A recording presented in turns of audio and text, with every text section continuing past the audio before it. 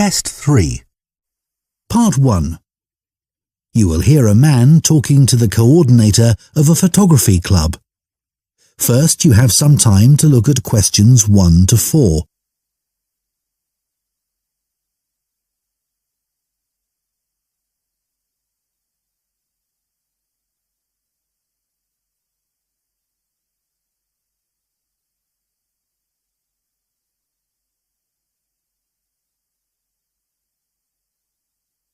Now listen carefully and answer questions 1 to 4. Hello, Wayside Camera Club, Breeder speaking. Oh, hello. My name's Dan, and I'd like to join your club. That's great, Dan. We have an application form. Would you like to complete it over the phone? Then you can ask any questions you might have. Oh, yes, thanks. OK. So, what's your family name? It's Green. Dan Green. So, can I take your email address? Yes, it's dan1068@market.com. Thanks. And what about your home address? Well, I'm about 10 miles away from your club in Peacetown. I live in a house there. OK. So, what's the house number and street? It's 52 Marrowfield Street. Is that MARROWFIELD?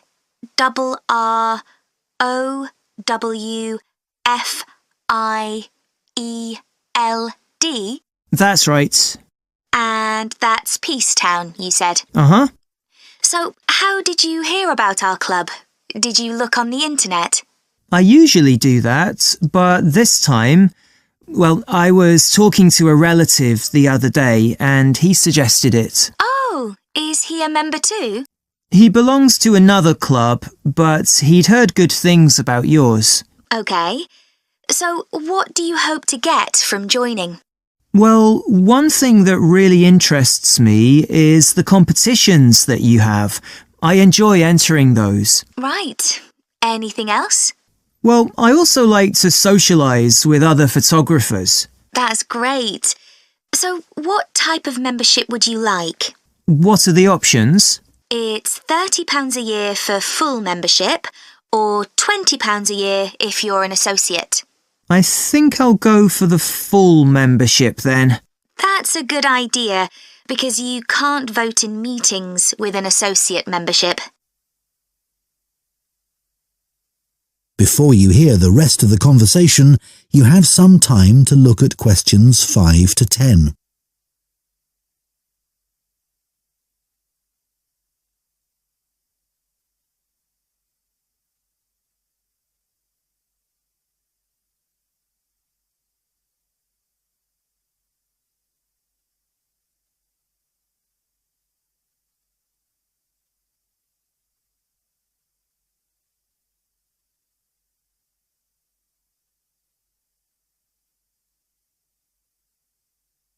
Now listen and answer questions 5 to 10.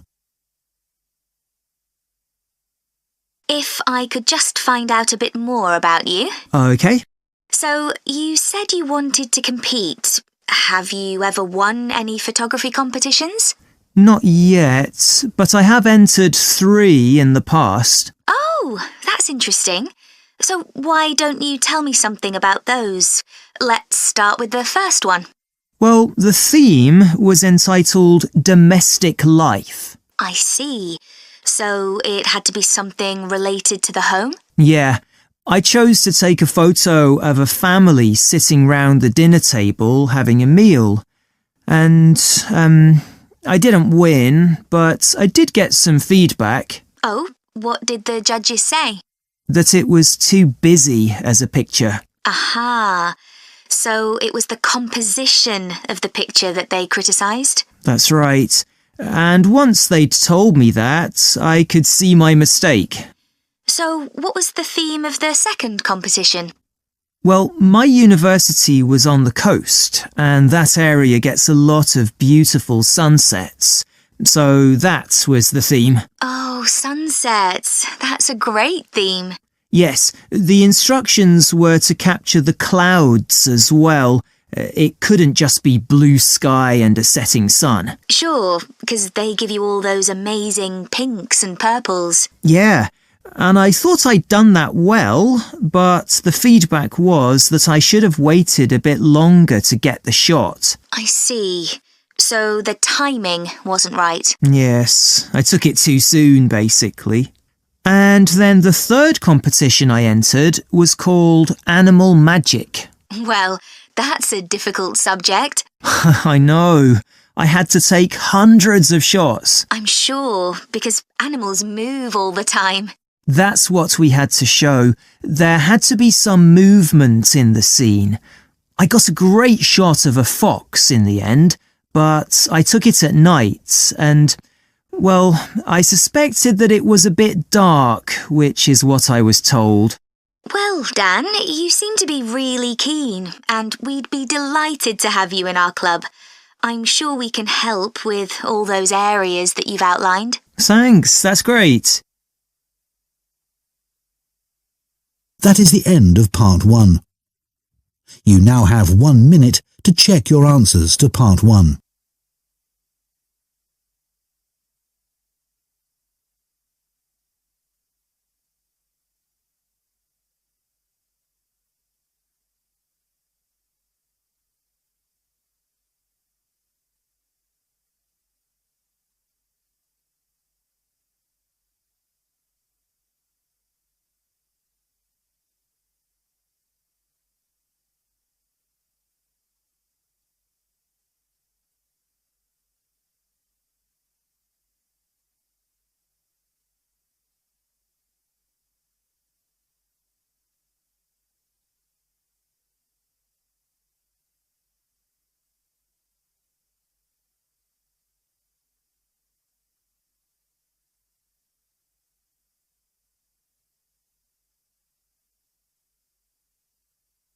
Part 2.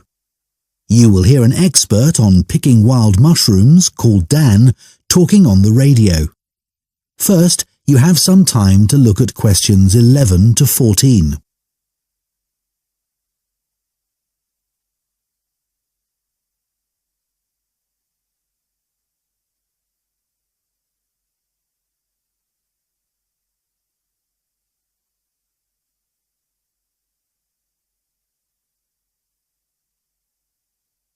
Now listen carefully and answer questions 11 to 14.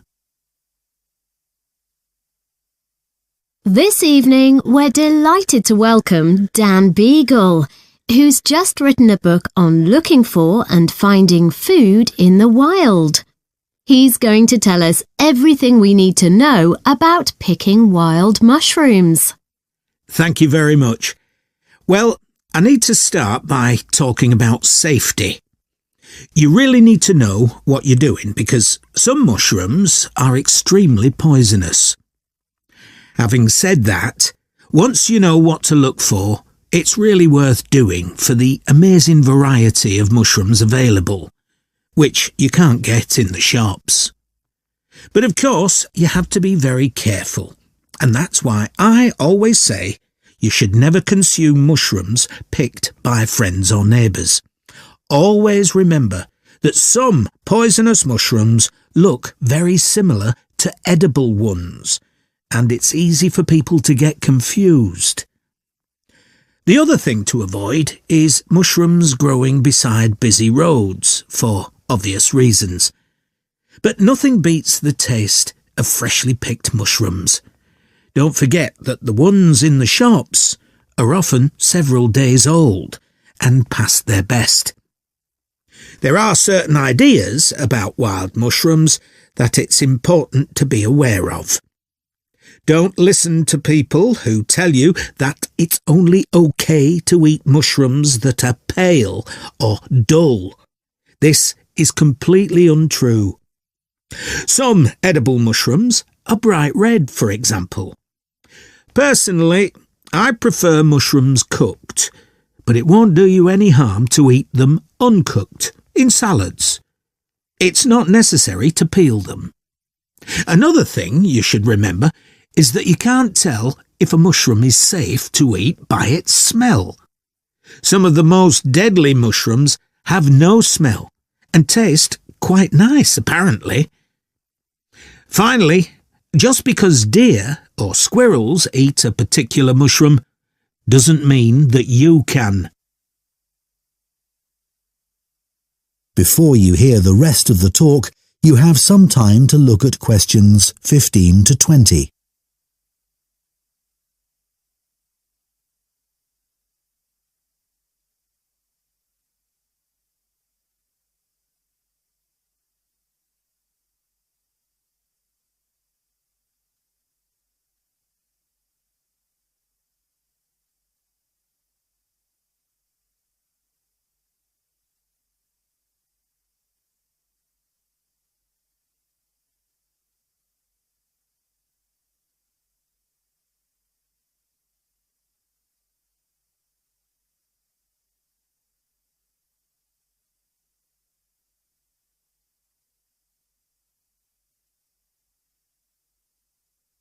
Now listen and answer questions 15 to 20. Of course, mushroom picking is associated with the countryside, but if you haven't got a car, your local park can be a great place to start. There are usually a range of habitats where mushrooms grow, such as playing fields and wooded areas. But you need to be there first thing in the morning, as there's likely to be a lot of competition. Not just from people, but wildlife too. The deer often get the best mushrooms in my local park. If you're a complete beginner, I wouldn't recommend going alone or relying on photos in a book, even the one I've written.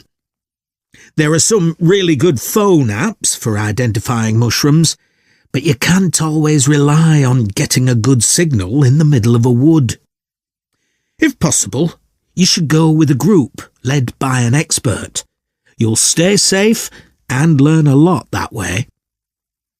Conservation is a really important consideration, and you must follow a few basic rules. You should never pick all the mushrooms in one area. Collect only enough for your own needs. Be very careful that you don't trample on young mushrooms or other plants. And make sure you don't pick any mushrooms that are endangered and protected by law. There's been a decline in some varieties of wild mushrooms in this part of the country. Restaurants are becoming more interested in locally sourced food like wild mushrooms, but the biggest problem is that so many new houses have been built in this area in the last 10 years. And more water is being taken from rivers and reservoirs because of this, and mushroom habitats have been destroyed. Anyway, a word of advice on storing mushrooms. Collect them in a brown paper bag, and as soon as you get home, put them in the fridge. They'll be fine for a couple of days, but it's best to cook them as soon as possible. After washing them really carefully first, of course. So, everybody knows what a mushroom tastes like, right? Well, you'll be surprised by the huge variety of wild mushrooms there are. Be adventurous. They're great in so many dishes. Stir-fries, risottos, pasta. But just be aware that some people can react badly to certain varieties, so it's a good idea not to eat huge quantities to begin with. OK, so now I'm going to show you a few examples of poisonous mushrooms. That is the end of Part 2. You now have 30 seconds to check your answers to Part 2.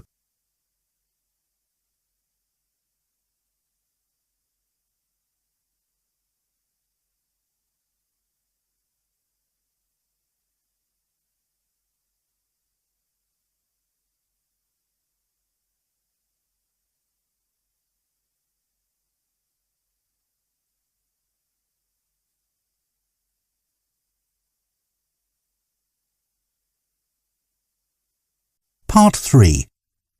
You will hear two business students discussing automation and the future of work. First, you have some time to look at questions 21 to 24.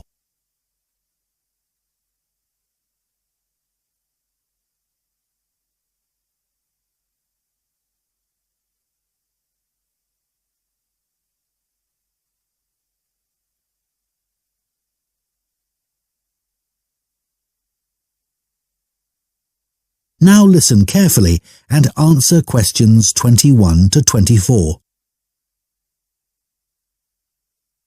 That seminar yesterday on automation and the future of work was really good, wasn't it? Looking at the first industrial revolution in Britain in the 19th century and seeing how people reacted to massive change was a real eye-opener. Yes. It was interesting to hear how people felt about automation then and what challenges they faced. I didn't know that first started with workers in the textile industry. With those protesting workers called the Luddites, destroying their knitting machines because they were so worried about losing their jobs. Yes, and ultimately they didn't achieve anything. And anyway, industrialisation created more jobs than it destroyed. Yes, that's true. But it probably didn't seem a positive thing at the time. I can see why the Luddites felt so threatened. I know. I'm sure I would have felt the same.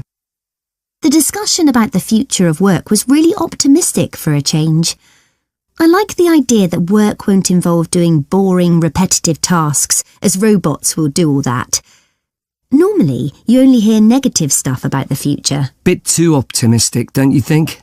For example, I can't see how people are about to have more leisure time when all the evidence shows people are spending longer than ever at work. No, that's true. And what about lower unemployment? I'm not so sure about that. Perhaps in the long term, but not in the foreseeable future. And I expect most people will be expected to work until they're much older, as everyone's living much longer. That's already happening. Before you hear the rest of the discussion, you have some time to look at questions 25 to 30.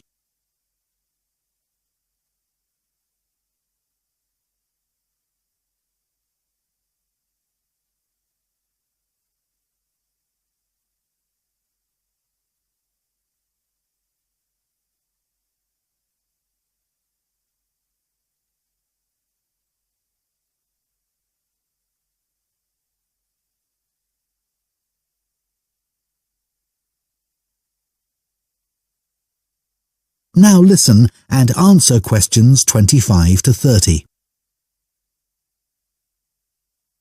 I enjoyed all that stuff on how technology has changed some jobs and how they're likely to change in the near future. Yeah, incredible. Like accountants. You might think all the technological innovations would have put them out of a job, but in fact there are more of them than ever. They're still really in demand and have become far more efficient. Right, that was amazing. 20 times more accountants in this country compared to the 19th century. I know. I'd never have thought the demand for hairdressing would have gone up so much in the last 100 years. One hairdresser for every 287 people now, compared to one for over 1,500. Yeah, because people's earning power has gone up so they can afford to spend more on personal services like that. But technology hasn't changed the actual job that much. No, they've got hairdryers, etc. But it's one job where you don't depend on a computer. The kind of work that administrative staff do has changed enormously, thanks to technology. Even 20 years ago, there were secretaries doing dictation and typing. Yes, really boring compared to these days, when they're given much more responsibility and higher status. A lot of graduates go in for this kind of work now. I'd expected there to be a much bigger change in the number of agricultural workers in the 19th century, but the 1871 census showed that roughly 25% of the population worked on the land. Yeah, I'd have assumed it would be more than 50%. Now it's less than 0.2%. What about care workers? They barely existed in the 19th century, as people's lifespan was so much shorter. But now, of course, this sector will see huge growth. Yeah, and it's hard enough to meet current demand. The future looks quite bleak for bank clerks. They've been in decline since ATMs were introduced in the 80s. And technology will certainly make most of the jobs they do now redundant, I think. I agree. Although the situation may change, it's very hard to predict what will happen. That is the end of part 3. You now have 30 seconds to check your answers to part 3.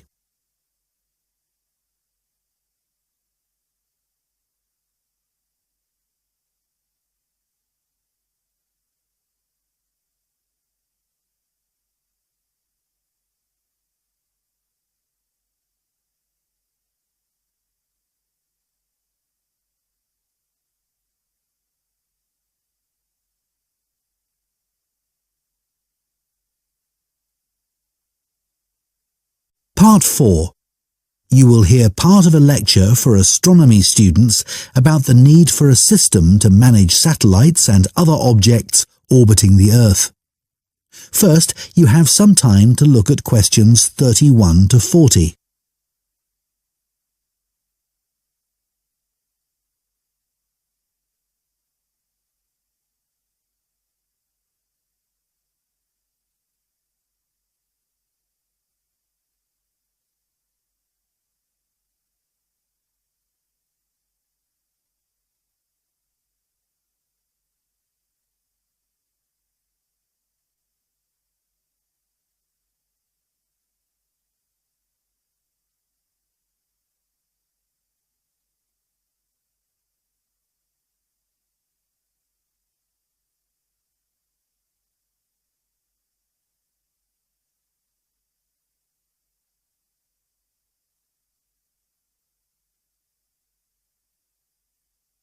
Now listen carefully and answer questions 31 to 40.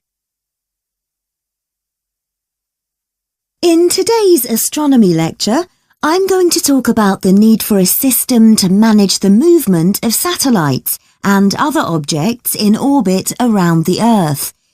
In other words, a space traffic management system. We already have effective air traffic control systems that are used internationally to ensure that planes navigate our skies safely. Well, space traffic management is a similar concept, but focusing on the control of satellites. The aim of such a system would be to prevent the danger of collisions in space between the objects in orbit around the Earth. In order to do this, we'd need to have a set of legal measures, and we'd also have to develop the technical systems to enable us to prevent such accidents.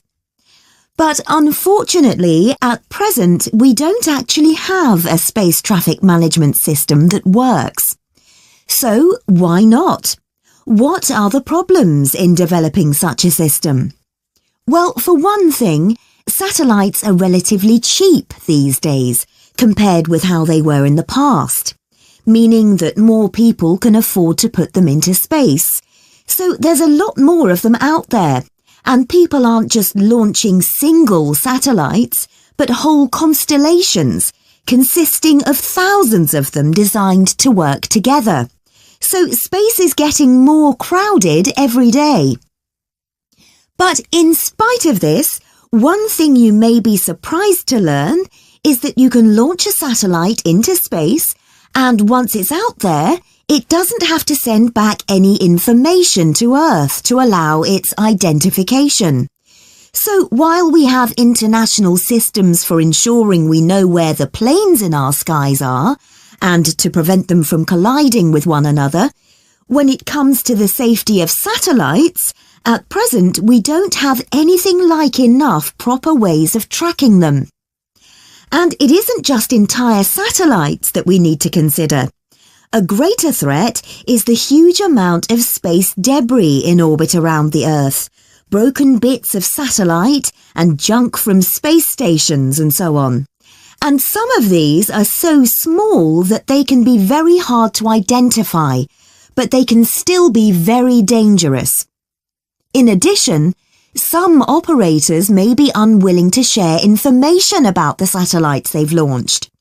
For example, a satellite may be designed for military purposes, or it may have been launched for commercial reasons, and the operators don't want competitors to have information about it. And even if the operators are willing to provide it, the information isn't easy to collect. Details are needed about the object itself, as well as about its location at a particular time. And remember that a satellite isn't very big, and it's likely to be moving at thousands of kilometers an hour.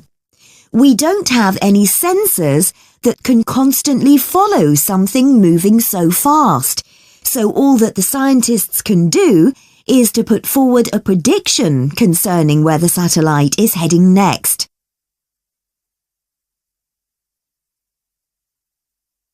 So, those are some of the problems that we're facing. Let's consider now some of the solutions that have been suggested.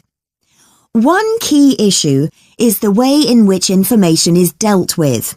We need more information, but it also needs to be accessible at a global level.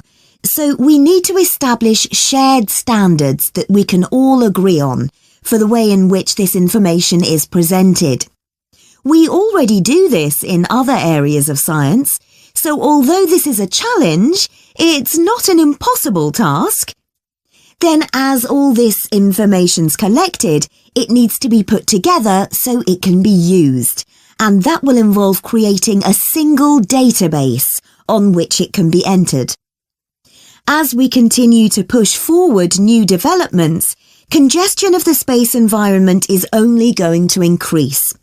To cope with this, we need to develop a system like the one I've described to coordinate the work of the numerous spacecraft operators. But it's also essential that this system is one that establishes trust in the people that use it, both nationally and at a global level. One interesting development that I'll mention at this...